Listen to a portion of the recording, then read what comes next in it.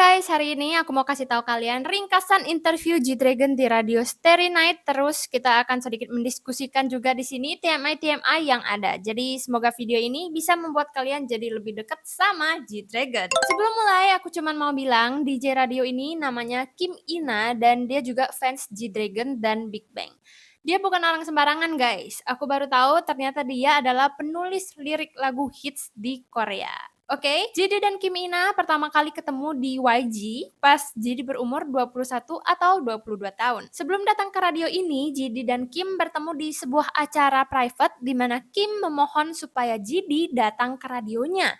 Dengan sangat mengejutkan dan dengan sangat baik hati, JD pun mengiyakan ajakan tersebut. Padahal itu pertama kali mereka ketemu guys. Kalau Kim Ina ngechat JD bakal balas 2 minggu setelahnya dengan emoji jempol. JD menghubungi studio dan bilang, aku mau datang ke acara ini secara langsung guys. Sebelumnya JD dan member Big Bang pernah datang ke Radio Starry Night tahun 2011 yang di-host dengan DJ Park Kyung Lim. Pas latihan koreografi baru, JD merasakan banyak perbedaan nih, walaupun di dalam pikiran dan hatinya masih sama.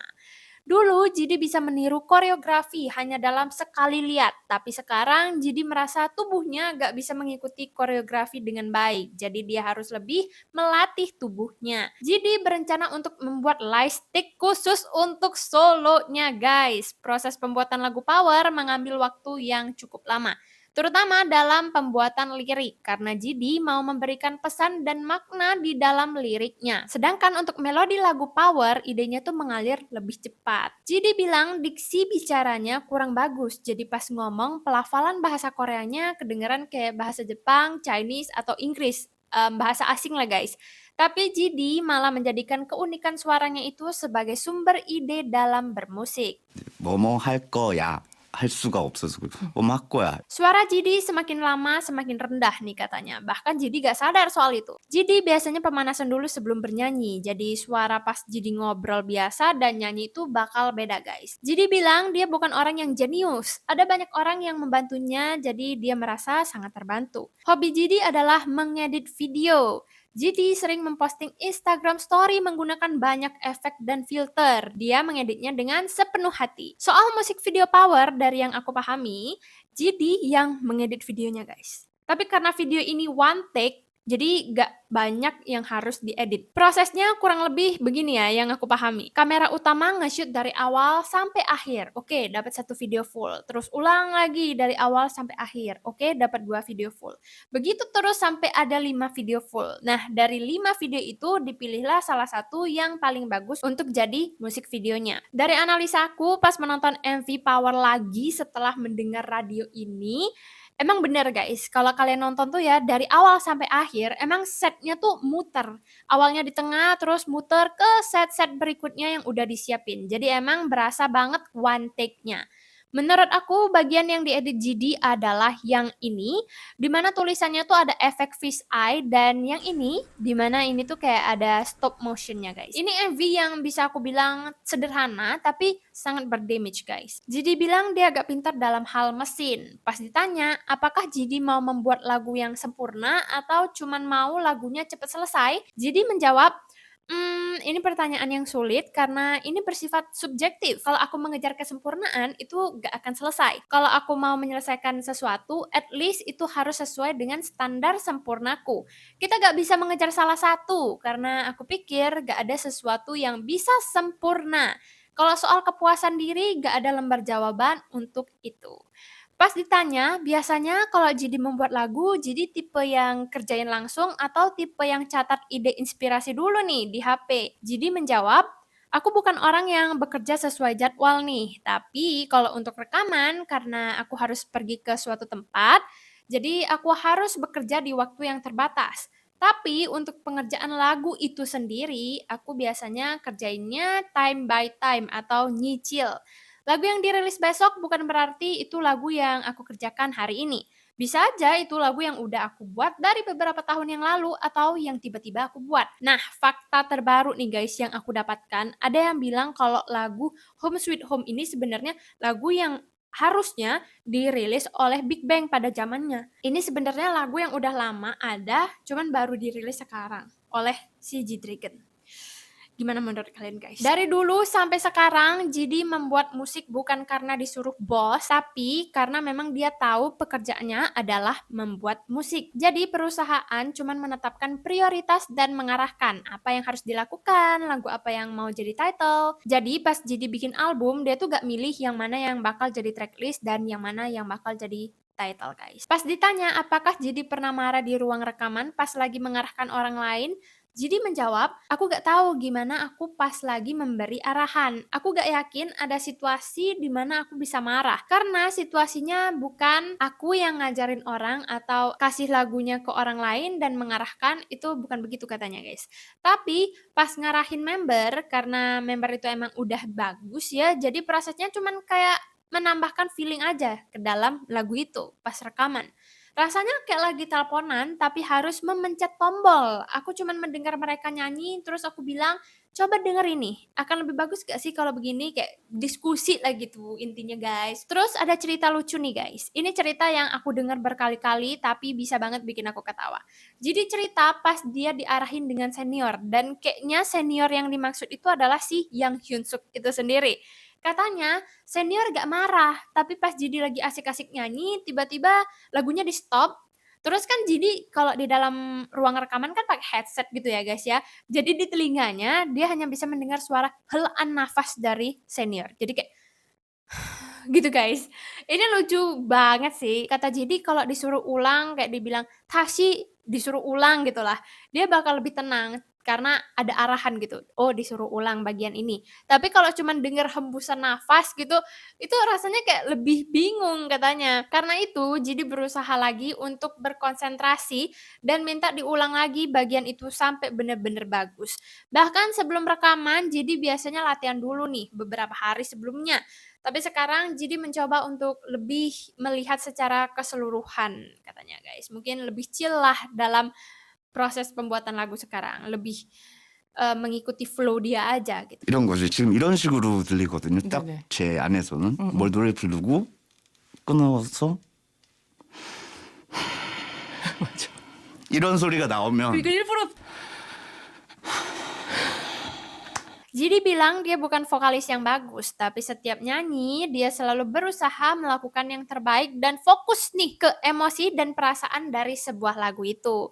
Pas pembuatan lagu Muje atau Untitled 2014, Jadi berusaha buat rekam lagu ini one take. Dia mendapat inspirasi dari dokumenter Popstar di mana dulu senior tuh rekaman secara one take. Walaupun dia tetap mengambil jeda pas rekaman lagu Muje ini, tapi dia rekaman secara berurutan guys. Chorusnya bukan hasil dari copy paste, jadi emang semuanya tuh beda rasa. Pas rekaman lagu ini dia itu membayangkan dirinya lagi manggung guys. Jadi pas nyanyi dia beneran all out banget. Ada hubungan antara musik video Muje dan Power. Seperti yang udah kita ketahui, Muje adalah lagu solo terakhir Jidi sebelum Power. Jadi Jidi berusaha untuk membuat dua MV ini seakan-akan bersambung teman-teman. Dari analisa aku, Jidi mengakhiri musik video Muje dengan menghilang, terus pas di Power, tiba-tiba kayak tombol hidupnya tuh muncul lagi. Dan Jidi akhirnya bangkit kembali sekarang. Bahkan backgroundnya tuh sama-sama langit guys. 13 November 2013, Jidi merilis musik video Who You, di mana itu adalah musik video yang unik karena Jidi memasuki sebuah box transparan dan dikelilingi dengan 1.000 fans yang merekam gerak-geriknya. Jadi bilang dia mendapat ide dari fancam. Dulu pas video fancam itu mulai booming, jadi bilang fans akan merekam video yang baik dari aku karena mereka merekam seseorang yang disuka. Bahkan nama fans tuh masuk ke dalam kredit videonya guys, seru ya. Jadi bilang itu pengalaman yang menyenangkan karena itu sebenarnya adalah acara fans. Aku udah nonton videonya guys dan emang keren banget ya. Apalagi ada mobil di dalam box transparan itu. Dan kalian tahu endingnya gimana? Jadi meninggalkan lokasi pakai mobil yang ada di dalam box. Itu bener-bener kayak zoom hilang. Bener-bener konsepnya tuh sangat tertata rapi dan keren. Di tahun 2009, Jidi pertama kali tampil di Inkigayo untuk promosi solo pertamanya dengan lagu A-Boy. Jidi sering mengulang kalimat kesukaan untuk lagu-lagunya sebagai rasa hormat untuk dirinya sendiri. Contohnya di lagu A-Boy ada lirik Sesal atau 13 tahun dan G-Dragon. Jadi bilang untuk lagu Big Bang dia membuat cerita untuk tim, jadi dia bekerja secara lebih luas supaya semua orang tuh bisa relate. Sedangkan untuk lagu solo dia lebih fokus menulis ceritanya sendiri. Pas di radio ada yang bilang gini nih, aku ibu dengan 3 anak dan aku dengan cepat menidurkan mereka untuk bisa mendengar radio ini. Anak pertamaku gak mau tidur, jadi aku memohon kepadanya karena ini adalah hari yang sangat penting untukku. Maaf anak-anak, mama mau ngobrol dulu sama Paman Jiong hari ini. Lucu banget VIP yang satu ini guys. Jadi bilang dulu jadwalnya sangat padat, ada jadwal Big Bang, solo, dan unit.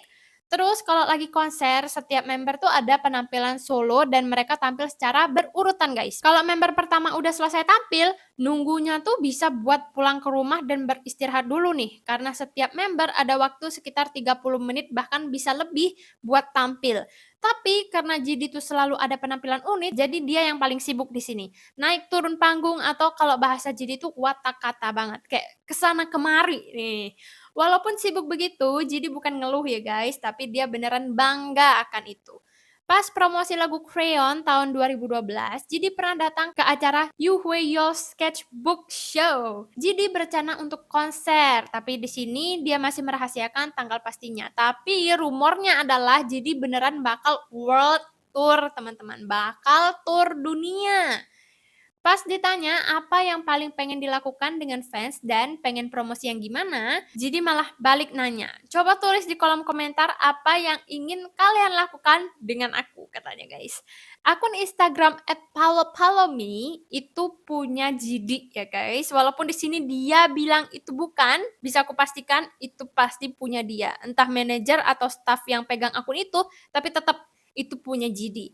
Dia ngomong panjang lebar di sini, berusaha buat menipu tapi kelihatan banget bohongnya ya. Pokoknya akun Palo-Palomi segera kalian follow sekarang karena itu memberikan update terbaru tentang G-Dragon. Foto-foto behind the scenes lah gitu guys. Radio ini siaran sebelum lagu Home Sweet Home dirilis ya guys. Jadi sempat kasih spoiler dan spoilernya tuh mirip dengan intro lagu Home Sweet Home. Bahkan postingan fans tentang itu tuh di Instagram sempat disukai dengan GD sendiri. Berarti emang bener nih, dia udah spoiler Home Sweet Home di radio ini.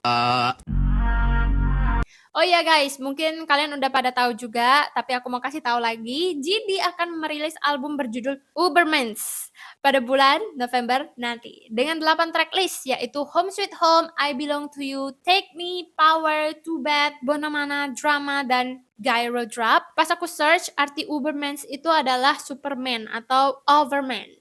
Intinya tuh orang yang tidak mengikuti peraturan siapapun. Jadi emang judul albumnya tuh penuh makna banget, bener-bener power banget sih. Bahkan sebenarnya di lagu Power, di intronya itu ada Ubermans itu guys. I don't wanna think without you, girl. 마지막 인상은 접어들긴 바래. I don't wanna do without you, girl. Sekarang aku mau kasih tunjuk hairstyle legendaris G-Dragon dari masa ke masa yang dibahas di radio kemarin guys. Rambut apel di tahun 2007 versus rambut keriting 2009. Jadi lebih memilih rambut apel. Rambut setengah-setengah 2013 versus rambut rumput laut 2012. Jadi lebih memilih rambut rumput laut. Jadi merasa lebih bagus kalau tampil dengan kekusutan atau aut-autan gitu guys. Jadi dia nyaman nih dengan rambut rumput laut di sini. Yang susah cuman pas dia lagi mau makan. Dia bisa mencelupkan rambutnya ke makanan. Terus jadi lebih budek juga karena telinganya satu ketutup katanya guys. Rambut telur sushi 2013 versus wolf cut 2017. Jadi lebih memilih wolf cut. Itu adalah model rambut paling nyaman untuk Jidi katanya. Karena nggak perlu di style, cuman perlu keramas, keringin, dan langsung bisa tampil. Tapi karena potongan rambut ini, Jidi jadi gak enakan gitu sama Kim Byung Ji, mantan pemain sepak bola yang pertama kali pakai style rambut begitu. Karena pas ketik wolf cut pada zaman itu yang keluar tuh mukanya Jidi guys.